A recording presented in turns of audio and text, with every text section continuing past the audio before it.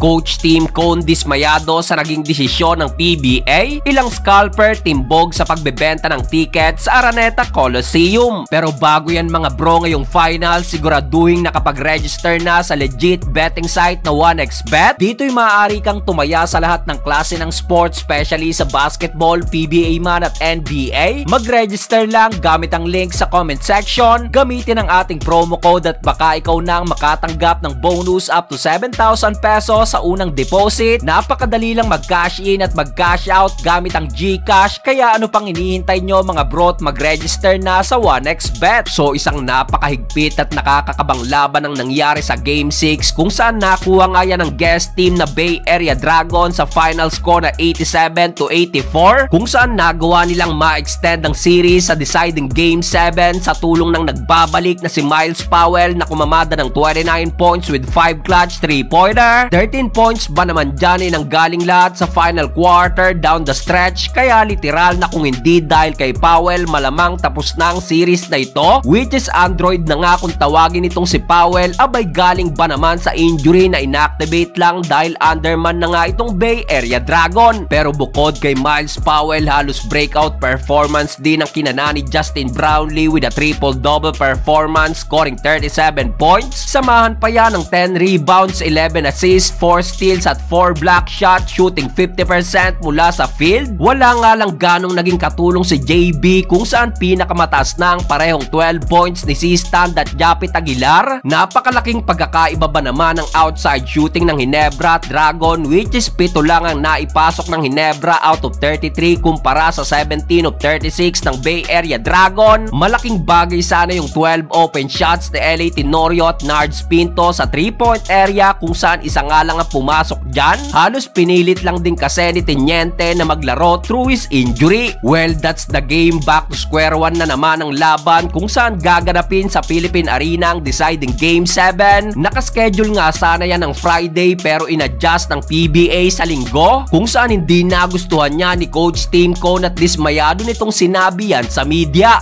I would have preferred it to be Friday.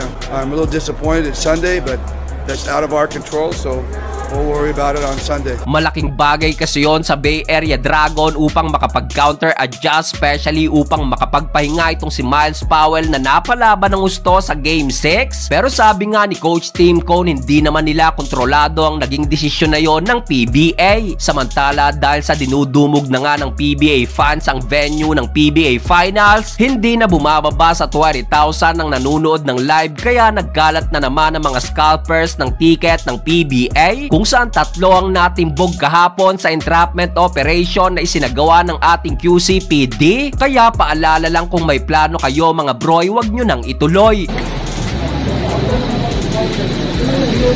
Mukha ko muna sir.